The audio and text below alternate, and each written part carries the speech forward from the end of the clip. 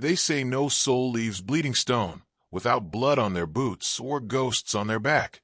The name alone was enough to sour a man's gut, a place spat out by the earth like a rotten tooth. Bleeding Stone was little more than a cluster of warped timber buildings. They were gray and splintered from decades of heat, wind, and neglect. The single street that cut through it was more a stretch of packed, red earth, littered with bones of half-starved dogs and sun-bleached debris. A crooked saloon leaned into the street like a drunkard, its windows smeared with the dust of 10 dry seasons. At its heart, a poisoned spring gurgled weakly, its water slick with a strange oily sheen that shimmered in the pitiless sun. The town clung to life, like a drunk clings to his last bottle, built around an old silver mine long since gutted and abandoned when the veins ran dry and the ground started swallowing men whole. No lawman wore a badge here. The last marshal had been buried face down outside the saloon years back, his skull cracked open with a pickaxe. His replacement left after a week, when the preacher's daughter was found drowned in the spring, her pockets filled with silver rocks and her eyes pecked clean by crows. Since then, Bleeding Stone ruled itself by gun and grudge. Settlers who fled the wreckage of the Civil War mingled with deserters and fortune-seekers, all tangled in old hatreds and new blood feuds. The air stank of sweat, powder, and fear. Grudges here lasted longer than bloodlines. Men with southern accents were shot dead in card games by widowers whose sons never came home from Antietam. The few remaining Comanche lingered on the horizon like ghosts, their war parties long broken, but their presence as sharp as a knife's edge in every cautious glance. No one trusted anyone. No one forgave anything. And the spring sat at the center of it all, its surface reflecting a sky as merciless as the people beneath it. It was by that cursed spring they found the girl, Marin Coyle. No one knew where she came from. She wasn't from the desert towns or the backwater ranches, and no tribe claimed her either. She was too pale for Comanche, too dark-eyed for white folk, too wild for any God-fearing home. They found her half dead in the sand, ribs showing through her skin, a torn scrap of linen clinging to her like a flag of surrender. Nailed to the leather strap across her narrow back was a crude strip of old wood with a single word carved deep in black, Indian thief. Some claimed she was a horse thief. Others whispered she'd been caught in some border raid gone wrong. A few muttered darker things, that she was a skinwalker or some evil breed of child meant to bring ruin. But no one cared enough to ask the truth. They dragged her into town, tossed her in a rusted cage meant for rabid coyotes outside the saloon, and left her for the desert to decide. She was a thin, fierce-eyed thing despite the dust and blood crusted over her face. Her hair hung in dark, filthy tangles down her back, and her lips were cracked deep enough to bleed. She spoke to no one, though they jeered and prodded her with sticks. She clawed at the cage like a wild animal the first day, then lay still as death the next. A boy threw a dead rat at her once. The barkeep's woman spat in her face. Someone tried to set the cage alight, but the sheriff's ghost was rumored to haunt the saloon, and the flame sputtered out before it caught. At night, strange things stirred beyond the scrubland. Coyotes howled, but there were other sounds too. The faint beat of a single drum, a shape glimpsed atop a distant rise, unmoving as stone, watching the town with eyes no man could meet. The older folk felt it, muttered to themselves in porches and darkened rooms, remembering old treaties betrayed and old ghosts unsettled. No one saw him, but all knew he was there. A lone Comanche, they whispered, one of the last, a phantom from a war they tried to forget. Still, the days dragged on. No one fed her. No one claimed her. The townsfolk argued whether she ought to be hanged, turned loose, or buried alive.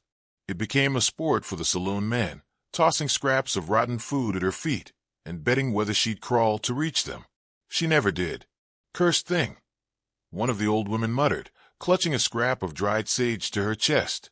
Should have drowned it first day. But no one wanted the blood on their hands. In Bleeding Stone, a man's death lingered. So she was left to rot, with the sun baking her skin and the desert clawing at her strength. One evening, as the dying light bled across the sky, a drunken town elder named Harlow Gant made his way out of the saloon. He was a gaunt, leather-skinned man with a face like a dried apple, and meaner than a cornered snake.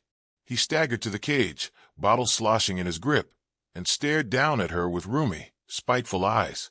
"Look at you," he slurred, leaning closer, the stink of whiskey and rotting teeth thick on his breath. "Ain't no God claiming you. Ain't no man neither." Maren lifted her head with the last of her strength, eyes narrow and unblinking. She didn't speak, didn't flinch. Harlow sneered and spat through the bars. The glob struck her cheek and clung there. He grinned. "The desert'll finish what mercy won't," he said, and staggered back into the darkness. And from far out beyond the last ridge, something in the night watched it all. The wind in Bleeding Stone never truly stopped. It hissed through the dead branches and rattled the bones of old claims long buried in the dust. Out beyond the town's reach, where the canyons split the earth like cracked lips, the wind spoke another language, one older than any man alive remembered. There, among the jagged stones and thorn-choked gullies, lived a man the townsfolk never saw but always felt. Takota. No one in Bleeding Stone knew his face. None could claim to have spoken his name aloud, yet all had heard of him in the half-whispered stories passed across firelight and dusty card tables. A Comanche ghost, they called him. A blood shaman who'd once commanded storms and sickness upon those who wronged his people. They said he could speak to spirits in the stones and knew how to pull a man's soul through his eyes with nothing but a glance. But even his own tribe had turned on him, cast out like a rabid dog after a blood feud that spilled too deep. It had started, the old tales claimed, over a white woman, a pale settler girl named Lenora Ames. Too headstrong, too sharp-eyed for her own good, she'd vanished one harvest night, and it was Takota they blamed. Some claimed she went willing, others that he took her in the dead of night, lured by his ghost talk and midnight drums. The truth vanished in blood and smoke when the girl was found hanged in the canyons, her hair shorn and throat cut clean. The Comanches said she'd brought a sickness on them, a curse born from breaking the old pacts. Takota's own brother led the charge to banish him, breaking his medicine staff and leaving him with nothing but the desert's mercy. Years passed, and the town forgot the woman's name, but not the fear. The stories clung like burrs. A lone figure glimpsed atop a ridge when cattle vanished. The drumbeat no one could place. Shadows that moved against the sun. They said Takota never spoke again, surviving in the Badlands with the jackals and spirits. It was into this silence that Maren Coyle fell. The days in her cage had stripped the meat from her bones, left her skin burned raw and her eyes glassy with thirst. The townsfolk barely noticed anymore. She'd stopped struggling, stopped begging, and that seemed to settle the worst of them. They spat, they cursed, but most left her to the vultures. It was on the fourth night that the desert took hold. The heat in her skull was a hammer, her tongue a cracked stone in her mouth. The sky spun, black and silver, and her limbs went limp. In the dark hours before dawn, when the wind fell quiet and the earth itself seemed to hold its breath, a shape moved through Bleeding Stone like a drifting shadow. No boot fall, no breath. A man of lean, hard muscle and skin the color of old walnut. His hair hung loose, streaked with gray and threaded with bits of bone and copper. His face was worn, eyes deep-set and dark as coal pits. Takota did not linger. He knelt by the cage, laying a weathered canteen and a strip of dry jerky beside the bars, and vanished before the stars turned. Maren stirred at first light, too weak to lift her head, but the scent of water tugged her from the pit of darkness. She dragged herself forward, fingers raw and bloody, and drank. The water was warm, bitter, but it was life. The jerky she devoured like a cornered animal, choking down the tough meat as the sun rose.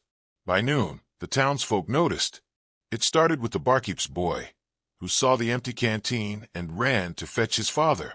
The news spread like brush fire. They gathered round her cage, faces pinched and suspicious. A bottle passed from hand to hand. Old Grigg spat in the dirt and made a sign against evil. "Somebody feed in the devil's whore," he growled. Within the hour, they were pulling her from the cage. Rough hands grabbed her, shoving her down into the dirt. They tore the strip from her back and branded a fresh word into the leather, which, "She's marked," one woman screeched. bride to a skinwalker. They lashed her to a post by the poisoned spring, a crooked tree long dead but still standing. Some argued for fire, others for stones, but no one acted, too fearful of what might follow. Fear settled over Bleeding Stone like a wet shroud. That night, the dreams began. Fragmented visions clawed through Marin's fevered sleep. A woman's face, pale and bloodied, hair shorn ragged, hanging from a bent cottonwood in a gully thick with mist. Men's voices, shouts of rage and terror. The cold kiss of a blade against flesh. A scalp held high in trembling hands. And a voice, soft and broken, whispering through the canyon walls. Asterisk, blood remembers. Blood returns. Asterisk. The images clung to her, raw and suffocating, even as she woke to the dusty dawn. The townsfolk grew worse. No longer content to leave her alone, they flung stones and dung. A few nights, the younger men came with ropes, grinning cruelly, daring one another to touch the cursed girl. She bit one of them, a freckled youth with crooked teeth, and they left her with a split lip and bruised ribs. From the canyons, Takota watched. He made no move to intervene. The old ways forbade it. A shunned man meddling in the affairs of white folk brought only ruin. Yet each night he drifted closer, unseen in the sage and stone, his gaze fixed on the girl. He saw the way the spirits thickened around her, the way the coyotes circled but would not touch. The curse hung heavy in the air. Then, one dusk, a stranger came riding into town. A preacher, tall, bone-thin, dressed in sun-bleached black, with a battered Bible tucked beneath one arm. His face was lined, eyes deep-set and sharp as broken glass. He spoke little at first, renting a room above the saloon and watching from the window. The town warmed to him quickly. Desperate folk clung to any scrap of salvation. They filled the church for the first time in years, listening as he spoke of reckonings and old debts. But it was what he said on his third night that chilled the blood. "I have come for a soul lost between two tribes," the preacher announced, voice rising over the crowd. "A child of betrayal, marked by the blood of the innocent and the guilty alike." The townsfolk knew who he meant. Marin. Takota's hand clenched around the hilt of the long knife at his hip. The desert wind carried the preacher's words to him where he crouched among the scrub. The girl's torment worsened. The preacher fanned the townsfolk's fears, spinning tales of old curses, of demons in Comanche skin, of witches born from sin and slaughter. The men drank and sharpened their blades. The women whispered behind their hands. Takota said nothing. He could not. But in his chest, the old drumbeat stirred, and the spirits he'd long fled began to call his name again. By the seventh day, the preacher's voice had worked its way into the marrow of the town like a sickness. Every word he spoke seemed to pull the people deeper into a place darker than the sun-scorched earth they called home. Bleeding Stone was a place of old grudges and deeper shames, and now it gathered around the girl like a knot tightening. On the preacher's command, they dug a shallow pit at the edge of the poisoned spring. The water there shimmered like glass under a cloudless sky, a mirror that never reflected what you wanted to see. The townsfolk lined the spring's cracked banks, faces pinched, hats pulled low, hands resting on hips beside old pistols and knives. Not one voice rose to argue. Marin was dragged from her post by two of the bigger men, her limbs thin as broom handles, face a mask of blood, dust, and sunburn. She fought weakly, teeth bared, fingers clawing the dirt, but she had little left to give. The preacher stood above the pit, Bible in one hand, the other raised like a prophet in a fever dream. "This child," he thundered, "is born of sin, a mongrel seed of whore and savage. The blood of old evils courses in her. She is the reason the waters turned foul, the reason our children sicken, our men fall dead. She is the mark of the devil's covenant with heathens." The crowd murmured its agreement, a ragged, ugly sound. They forced her into the pit, burying her up to her neck in the gritty red earth. Her throat worked, lips cracked and bloodied, but no plea came. Her eyes never left the preacher's face. The preacher smiled at that, a tight, pleased smile, and turned to the gathered crowd. "We leave her to the judgment of the earth. If the Lord sees fit to spare her, so be it. But the desert, my flock, is a merciful judge to none. The sun hung low on the horizon, a bleeding, angry eye, when a figure walked into Bleeding Stone from the eastern road. He came alone. No war paint, no bow, no horse. A man with long, dark hair streaked in gray, a face like carved stone, and eyes dark enough to swallow a man's soul. A hunting knife rested against his hip, untouched. The people parted as he moved, as if some unspoken memory rippled through them. Dakota. Whispers rippled. Some crossed themselves. Others spat and reached for their guns, but none drew first. He stopped beside the preacher, not sparing the man a glance, his gaze fixed on the girl half buried in dirt. His voice, when it came, was low and rough, the sound of old river stones. "She's mine." A hush fell. The preacher sneered. "You've no claim here, savage. Your kind forfeited your right to speak when you turned to witchcraft and bloodletting." Dakota finally looked at him, and the preacher flinched. 100 lifetimes of old blood and dead nights seemed to gather behind the Comanche's gaze. "No," Dakota said quietly. "It was you who spilled blood first." He reached inside the worn deerskin pouch at his side and withdrew a brittle, yellowed letter, its edges dark with age and the faint trace of blood. He held it up for the town to see. "This is from Lenora Ames." A name like a rusted nail driven through the heart of the town. A gasp from the oldest among them. Ira May staggered back, hand to her mouth. Harlow Gant paled, his lips twitching as though the dead woman's name carried a weight he'd long buried. The preacher stiffened, but his voice held steady. "That name means nothing here." Dakota stepped closer, speaking to the crowd now. 20 years ago, a meeting was called by your elders, a promise of peace. My father brought his best men. Their wives sent food. The Comanche came without arms, as agreed, and you butchered them." His voice cracked, not with grief but the weight of what had festered too long. "You hanged Lenora when she tried to stop it, branded her a savage's whore, said she lay with the devil. You buried their bodies in the gully east of town and salted the earth so nothing would grow." The words hung heavy in the heat. Dakota's gaze swept across the faces of those gathered. "This place is cursed by that blood. The spring turned sour. Your sons die in the mines. Your women bear sickly babes. And now the land has sent its reckoning." He pointed at Marin, her face streaked with dust and defiance. "The blood of both betrayed peoples runs in her. She is the prophecy you mocked." A brittle, terrible silence. Then the town marshal, a stocky man named Edwin Pike, stepped forward, his face drawn and ashen. His hand trembled near the butt of his gun. "Is it true?" he rasped, eyes darting to the preacher. "Was it you led it? I was a boy then, but I remember the drums and the screaming." The preacher's face darkened, the first crack in his mask. "I did what was needed," the preacher snapped, "to cleanse this land of sin." In a flash, the preacher's derringer was in his hand, the small pistol cracking once, twice. Pike dropped hard, a dark bloom spreading from his chest, his badge glinting in the dying light. A moment's breathless silence. Then the town split like dry wood under an axe. Guns were drawn. Some screamed. Others fled. The old men, remembering old sins too well, fired blindly at the figure by the spring. Dakota was already moving, vaulting the trough, a hand pulling Marin free from the earth's grip, dirt flying in great clumps.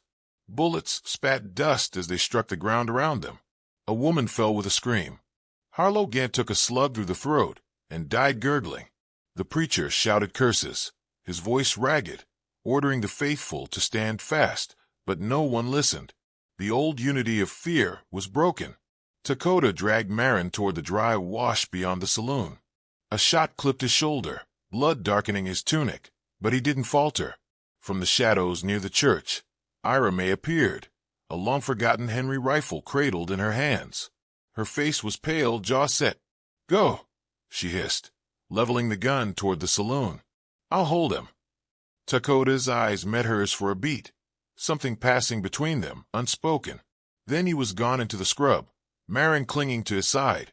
Behind them, Bleeding Stone descended into blood and ruin. The preacher's voice still rose above the gunfire, shrill and desperate, but fewer and fewer followed it. By the time the moon rose, The town would be a graveyard waiting for names. The canyon where Takota took Marin was a place few men dared to enter, even in daylight. The locals called it Widow's Spine, a jagged, narrow cut in the earth, where the sun barely touched the ground, and the wind howled through the stones, like voices of the dead. Thorn trees twisted up from the rocks, their branches heavy, with blackbirds that never sang. In the shelter of its shadows, Takota built a crude lean-to of scrub branches and hides, tending Marin's wounds in the flickering glow of a hissing fire. Days blurred into one another. Takota crushed herbs between stones, smearing bitter pastes onto her cracked skin, feeding her slivers of dried meat and water gathered from secret springs. Slowly, the fever broke, and the color returned to her hollow cheeks. When her voice came back, it was rough, ragged as wind through dry grass. "Why'd you come for me?" Takota sat across the fire, eyes reflecting the flames. He'd aged in those few days, his face lined deeper, the old scars more visible. "Because you're mine," he said quietly. She stared, uncomprehending. He reached into the worn deerskin pouch around his neck and withdrew a simple, faded locket. Inside, a single strand of pale hair lay coiled against a yellowed scrap of paper. He passed it to her, without ceremony. "My mother," she whispered. "Lenora Ames," Takota murmured. "They hanged her for loving a Comanche, buried her without name, and before she died she carried you." Marin's hands trembled as she clutched the locket. The memories, half-formed shadows that had haunted her sleep, sharpened in her mind. The woman's face, the scent of blood, the sight of a noose swinging in a cottonwood. It wasn't a dream. It was a memory carried in her blood, a curse passed from a dying mother to a child too young to remember. "She's why the dead follow me," Marin said, her voice breaking. "Why the land won't let me go." Takota nodded. "The old ways say blood remembers. The blood of the murdered never rests until it's answered." Back in Bleeding Stone, the town unraveled. In the days since the preacher's killing and Marin's escape, death came like a plague. 2 men were found drowned in the poison spring, their skin blistered, mouths open in silent screams.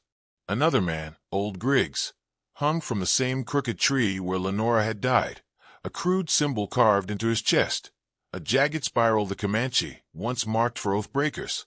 No one saw who did it. No one claimed to. Fear made the people turn on one another.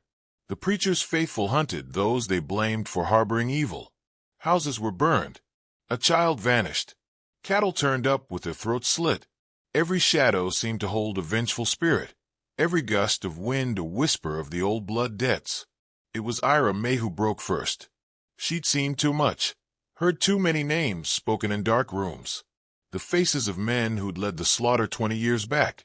The same men, now rotting in their own filth and fear. The town had always hidden what it did, and she'd carried her piece of it long enough. One night, she gathered the wives of the dead, the broken-spirited, the old men too weak to fight. In the back room of a saloon, over a bottle of rot-gut whiskey, she spoke the truth. "It was us," Ira May confessed. "Our fathers, our husbands. They called a peace, and when the Comanche came unarmed, they shot him down like dogs. Then they blamed that poor girl, hung her like she was a sin." Silence followed her words. None of them met her eyes.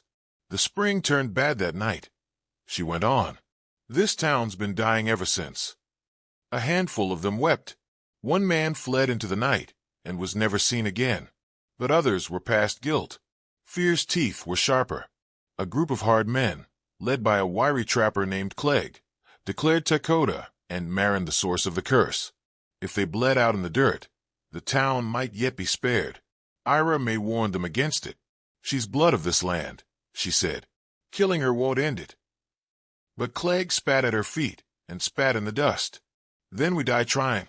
That night, under a blood-moon sky, a dozen men armed with rifles, torches, and whiskey-fueled courage rode out to Widow's Spine. The canyon walls rose high around them, and the horses whinnied, eyes rolling white. The wind carried voices, words in no tongue they knew, and some men swore the ground itself whispered under their boots. Takota was waiting, not with an army, not with war cries or the Comanche's old fury, just a man with a knife and a dying fire Maren standing beside him with her mother's locket clenched in one fist.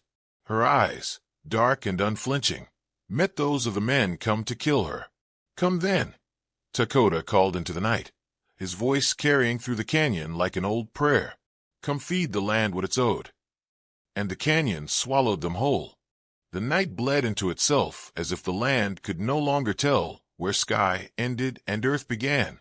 Widow's spine echoed with the crack of rifles and the cries of dying men, but beyond the canyon's twisting walls, a deeper sound rose, a mournful hum, low and steady, like voices trapped beneath the ground. Maren felt it before she heard it, a pulse beneath her feet, a memory not her own, a woman's hand brushing hair from her brow, a voice singing words in a language she did not speak, but somehow knew. The scent of sage, the bite of hemp rope against pale skin. She moved through the dust with a purpose not entirely her own. Takota called after her, blood streaking his side, his knife dark with another man's death. But she did not stop. The canyon opened before her, revealing a narrow ravine choked with dry brush and ancient stones. The men chasing them hung back now, their courage faltering in the unnatural stillness. "This way," Maren whispered, more to herself than to Takota. He followed. He had always followed where blood demanded. The ground sloped downward into a hollow where no wind stirred, and the earth took on a coppery smell, thick and metallic. Maren's fingers brushed away the brittle tumbleweed and loose rock, revealing old, splintered wood and broken bone, bits of weathered leather, beads, rusted arrowheads. A crude marker, a stone streaked black by age, bore a single handprint in faded ochre. Takota's face tightened. "This is the place." Maren knelt, the earth cold beneath her palms. The hum in her chest swelled, drowning out the crackling of the distant gunfire. Her mother's face rose in her mind's eye, bloodied lips, fierce eyes that did not plead as the rope tightened. She gathered stones into a ring, laid bits of bone and earth within it, a lock of her own hair, a scrap of hide from Takota's pouch. The locket. She didn't know the words. Didn't need to. The language of grief and blood was older than any she could name. Her voice cracked as she spoke. "Blood remembers. Blood returns. Blood makes whole." The earth trembled. From the spring beyond the ridge came a sound like 1,000 pebbles tumbling into a hollow drum. The poisoned water turned dark, then red, thick, rich, and viscous. A deep red that stained the rocks, the dirt, and the sky. The men left in Bleeding Stone saw it and ran. Some threw down their weapons. Others dropped to their knees, clawing at their own faces. Ira May fled with them, her prayers lost in the howling wind. But not the preacher. He came stumbling down the gulch, blood matting his temple, a pistol gripped white-knuckled in his hand. His eyes gleamed wild, rimmed in crimson, a man who had outlived the things he believed and had nothing left but hate. "You will not take this town," he shrieked. "You will not turn this land to dust." He leveled the gun at Maren. Takota moved without sound. He crossed the ground between them like a shadow and drove his body into the preacher's path as the shot cracked. The bullet buried itself in his chest. Takota's mouth twitched, not quite a smile, as he grabbed the preacher's wrist and yanked him toward the spring. "Finish it," Takota rasped to Maren. She didn't hesitate. Strength not entirely her own surged through her arms as she grabbed the preacher by the collar, his pistol clattering to the stones. He snarled, clawing at her, but she drove him backward, his heels scraping at the mud-slick edge of the spring. The cursed water lapped at his boots. "Blood remembers," she whispered, and drove him under. The preacher's thrashing churned the crimson water into froth. He screamed once, a ragged, animal sound, before the spring swallowed him whole. The surface stilled. Maren turned to Takota. His eyes were glazed now, but his face was peaceful in a way she'd never seen. His hand brushed her wrist once, then fell away. Dawn found Bleeding Stone empty. The saloon doors banged in the wind. The streets were littered with abandoned rifles, blood-streaked dust, and the bodies of those too slow to run. The poisoned spring was dry now, its stones dark and cracked. Maren stood alone. "I buried my past, my father, and my hate in Bleeding Stone," she said, voice soft as the wind that claimed the town. "And I walk where no one follows." and by dusk, Bleeding Stone was nothing more than dust and stories.